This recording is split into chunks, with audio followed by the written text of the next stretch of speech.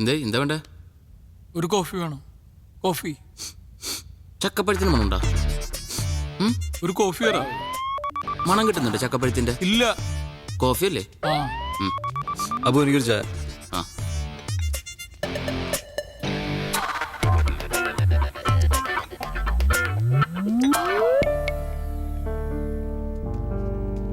എടാ എന്നാ. ഞാൻ ചോദിച്ചത് കോഫിയാണ് അബു. ഞാൻ ചായല്ലോ. ഇതിപ്പോ അങ്ങോട്ടും ഇങ്ങോട്ടും ഒന്ന് മാറ്റിയാ പോരെ? ഇത്രയേ ഉള്ളൂ. മതി മതി. എന്താണ് പോയി? മാധവ് ഡാ, ഇച്ചായം വന്ന് വിളിച്ചു, ഞങ്ങൾ പോയി.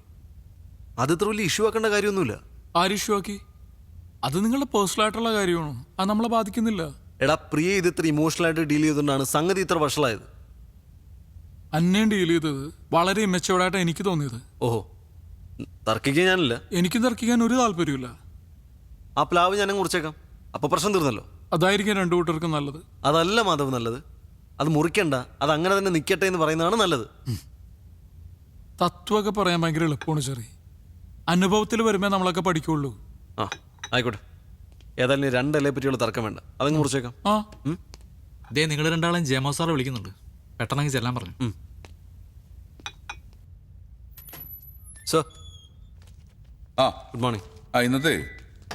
ഇന്നത്തെ ഫാബ്രിക് ഒന്ന് മാറ്റി പിടിക്കാം. മറൈൻ ഡ്രൈവിൽ ചക്ക മഹോത്സവം നടക്കുക കോർപ്പറേഷന്റെ നേതൃത്വത്തിൽ. നമ്മുടെ സ്പോൺസർ തന്നെ അതിന്റെ സ്പോൺസർ. ഇനി മുതൽ ഒരാഴ്ചത്തേക്ക് ഈ ചക്ക മഹോത്സവമാണ് നമ്മുടെ ഫാബ്രിക്. തുടങ്ങിക്കോ.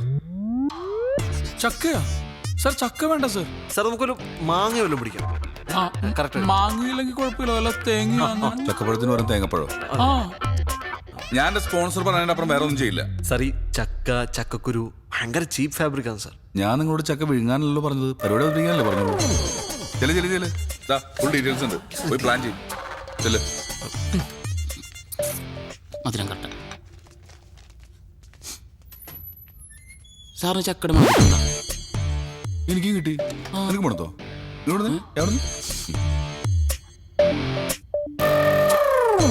മണമുണ്ട്. ചായക്ക അല്ല ചക്കക്ക്.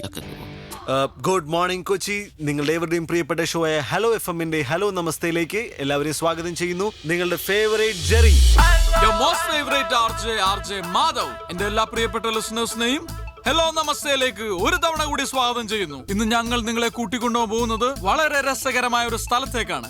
എവിടേക്കാണ് മാധവ്? മെറൈൻ ഡ്രൈവിലേക്ക്. അവിടെ നടക്കുന്നത് ചക്ക മഹോത്സവമാണ്. ചക്ക മഹോത്സവം സുഹൃത്തുക്കളെ, നമ്മുടെ കേരളത്തിൽ ആദ്യമായി കൊച്ചിയിൽ അതാ നടക്കുന്നു ചക്ക മഹോത്സവം.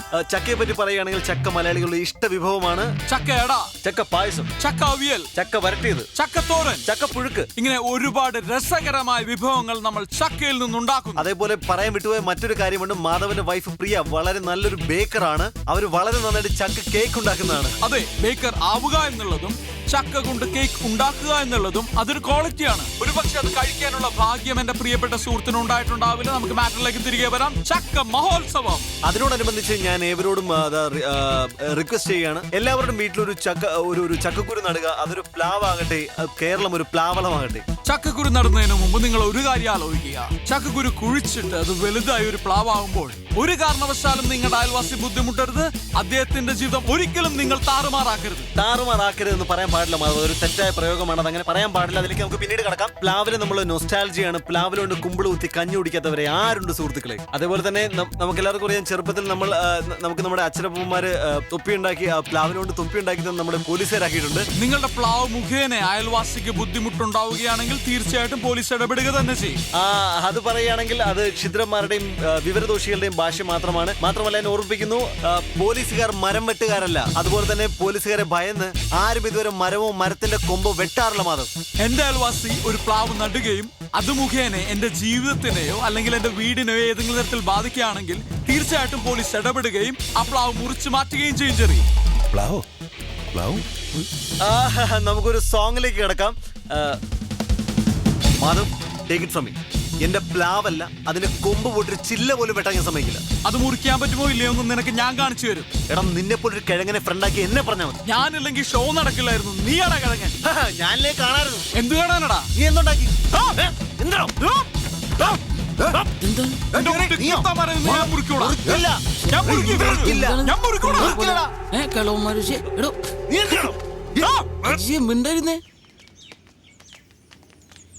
മാധവ് ഇവിടെ നിന്നാ മതി. അതെന്താ കൂടെ വന്ന കണ്ട് മൂക്കി കെറ്റി കളയൂ. ആ മുറിപ്പിക്കാൻ പറ്റുമെന്ന് ഞങ്ങളൊന്ന് നോക്കട്ടെ. അച്ഛൻ വാ, ആ, നിങ്ങൾ ഇവിടെ നിൽക്കുക, ആ, ഞങ്ങൾ പോയി.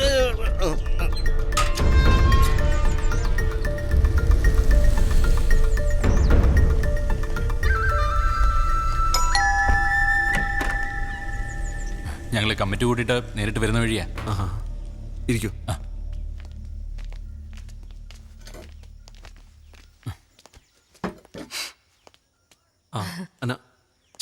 ചായ ഒന്നും വേണ്ട.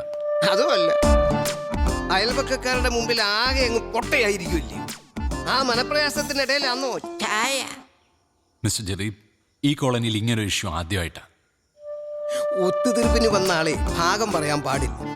എന്നാലും പറയും, ഇതെന്താ ഈ കൊച്ചനാണോ പ്ലാവിന്റെ കൊമ്പ് അങ്ങോട്ട് ചരിച്ചു വെച്ചത്? അല്ലെങ്കിൽ കിട്ടുന്ന വിലക്ക് അങ്ങ് വിറ്റേച്ച് പോണോന്ന്. ബിൽഡേഴ്സ് നല്ല ഉദ്ദേശത്തിലാ ലാൻഡിലെ മരങ്ങൾ വെട്ടാതിരുന്നത്. അതിപ്പോ ഇങ്ങനെയോ ആയി. അതുമല്ല ചേച്ചി, ഈ കോളനിക്കാരുടെ മുമ്പിൽ ഞങ്ങളെ അവര് വഴക്കാളികളാക്കി. അതൊന്നും സാരമില്ല, നമുക്കൊക്കെ പരസ്പരം അങ്ങോട്ടും ഇങ്ങോട്ടും അറിയാമല്ലോ. അതിപ്പോ അപ്പുറത്തുള്ള അയാൾക്ക് കൂടെ അറിയണ്ടായോ? ഞങ്ങളുടെ ഒരു റിക്വസ്റ്റാ, അങ്ങോട്ട് ചാഞ്ഞു നിൽക്കുന്ന കൊമ്പങ്ങ് മുറിച്ചേക്ക്. ഇത് കോളനിക്കാരുടെ മൊത്തത്തിലുള്ള റിക്വസ്റ്റ് ആണെന്ന് വെച്ചോ.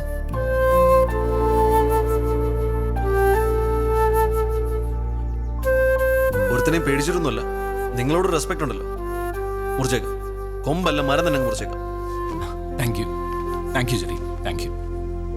നമുക്കിറങ്ങാം.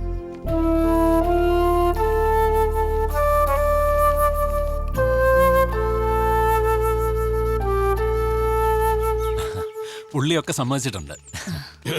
പക്ഷെ സെക്രട്ടറി, ഒരുത്തിനെ നോക്കിയിട്ടല്ല എന്നുള്ള അവന്റെ ആ ഉടക്ക് വർത്തമാനമുണ്ട്, അതെനിക്ക് അങ്ങോട്ട് പിടിച്ചില്ല. എന്താ അസോസിയേഷൻ പറഞ്ഞിട്ടാ മുറിക്കുന്നത്, അല്ലാതെ ദൈവം തമ്പുരാൻ വന്ന് പറഞ്ഞാലും മുറിക്കുന്ന പ്രശ്നമില്ല.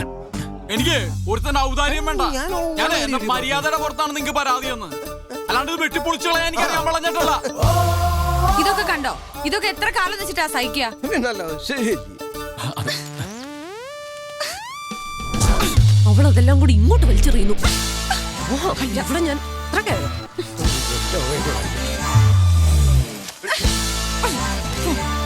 നീ ഇങ്ങോട്ട് മാറി.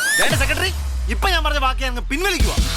എന്റെ പ്ലാവ് ഒരു കാരണവശാലും ഞാൻ മുറിക്കുന്നില്ല. മാത്രമല്ല, വെട്ടാൻ വരുന്നവന്റെ കാര്യം വിട്ടും. അസോസിയേഷൻ അറിയിക്കാനല്ലേ ഞാനും അറിയിച്ചു കഴിഞ്ഞു.